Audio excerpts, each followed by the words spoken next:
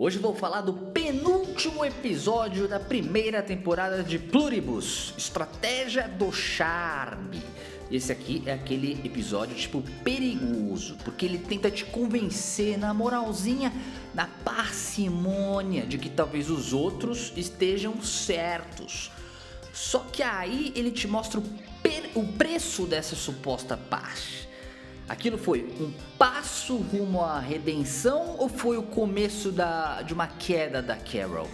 Fica aqui para saber mais. Já se inscreve no canal, se ainda não tiver inscrito, curta o vídeo porque ajuda demais a gente nesse começo e compartilha com quem você acha que vai gostar. Combinado? E outra coisa, spoiler total, beleza? Se você não viu o episódio, pausa agora, assiste e depois volta, tá bom? Bora lá e solta a vinhetinha aí.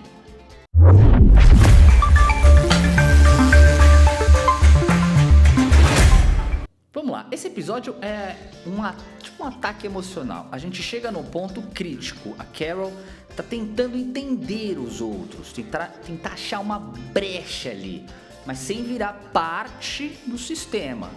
E do outro lado, a Zoja faz exatamente o que o nome do episódio promete, uma estratégia de charme. Tudo na base do afeto, do cuidado, daquela forma boazinha. A pergunta é: a Zoja tá sendo sincera ou tá só executando um plano para fazer a Carol mudar de lado? O Manuzos tá na missão, zero distração, foco total. O episódio abre justamente com ele acordando no hospital lá no Panamá, sendo cuidado pelos outros. E a primeira coisa que eu curti foi justamente ele continuar 100% como ele é na essência. O cara teimoso, paranoico, totalmente movido pelo propósito. Então ele pega as coisas dele, sai de lá e segue a missão. E o negócio legal é que ele continua com o que foi mostrado no episódio passado, essa insistência dele em fazer tudo correto. Então ele quer pagar lá o hospital pelo tempo que ele ficou. Ou seja, isso mostra que ele acredita 100% que a coisa toda pode ser revertida, mesmo sem saber como exatamente. Esse começo serve para lembrar que o final da temporada não vai ser só a Carol e a Zoja se entendendo.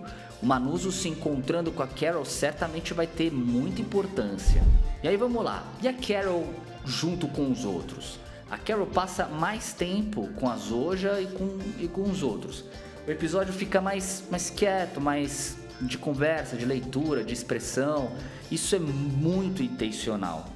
Você vai percebendo que a Carol meio que quase relaxando, mas ao mesmo tempo ela não para de registrar toda a informação sobre eles. E aí eles botam uma dúvida muito importante pro episódio. Ela tá realmente gostando dessa convivência com os outros ou tá só investigando? Ou ainda é os dois? Eu acho que tem muita cara de ser os dois. O episódio trabalha muito bem com essa ambiguidade. Foi intencional e foi muito bem feito. Outra coisa legal, o episódio entrega um pouco das regras, mais ou menos, dessa galera de uma forma bem leve. Como eles funcionam, como a informação circula, o que é o eu deles, né? E o que é o nós deles. Achei isso bem legal.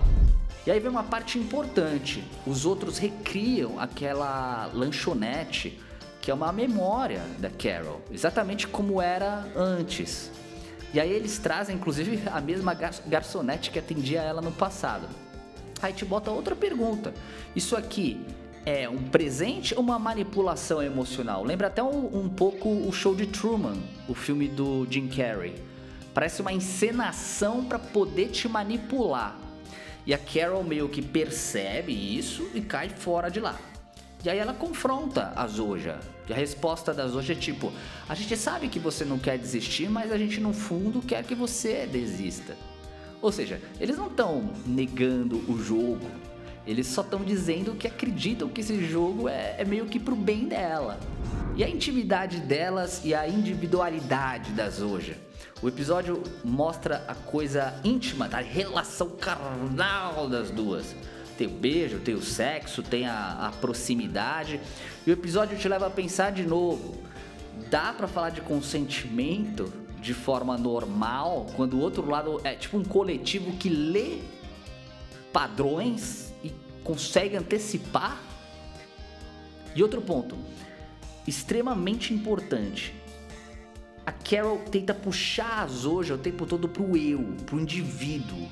Ela aparentemente, inclusive, consegue. A Zoja não somente começa a falar como indivíduo, mesmo que pra agradar a Carol a princípio, inclusive entra na história do sorvete lá de manga.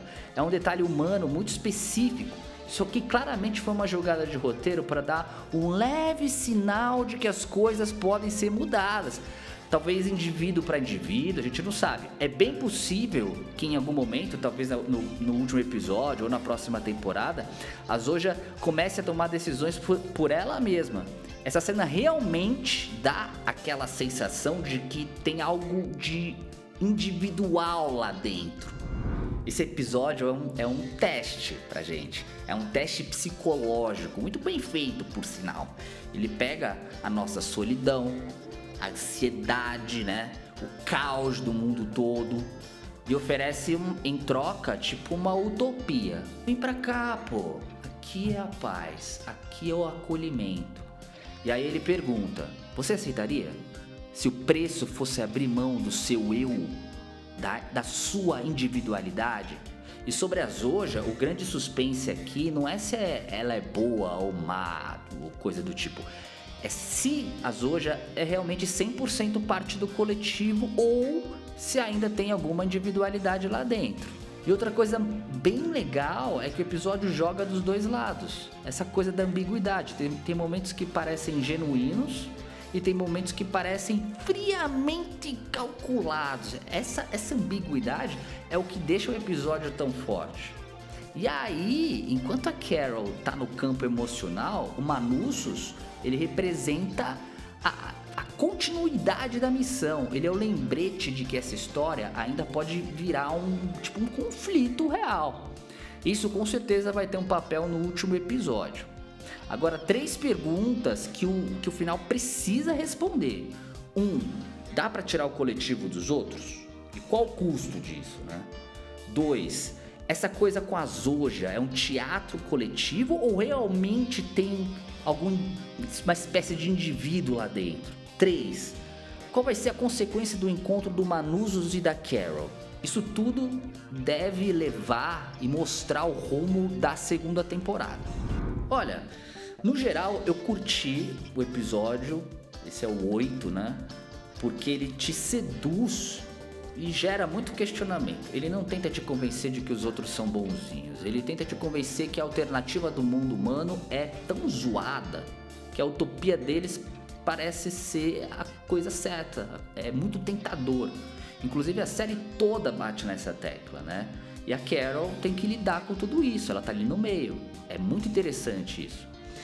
E agora eu quero saber de você. O que você achou do episódio? A Carol tá dividida ou não tá? Os outros estão só sendo legais ou foi manipulação nível Monster Pack? Comenta aqui embaixo, galera. E se curtiu o vídeo, deixa o like, se inscreve. E bora semana que vem pro último episódio. E com a resenha aqui, hein? Um abraço e até o próximo vídeo.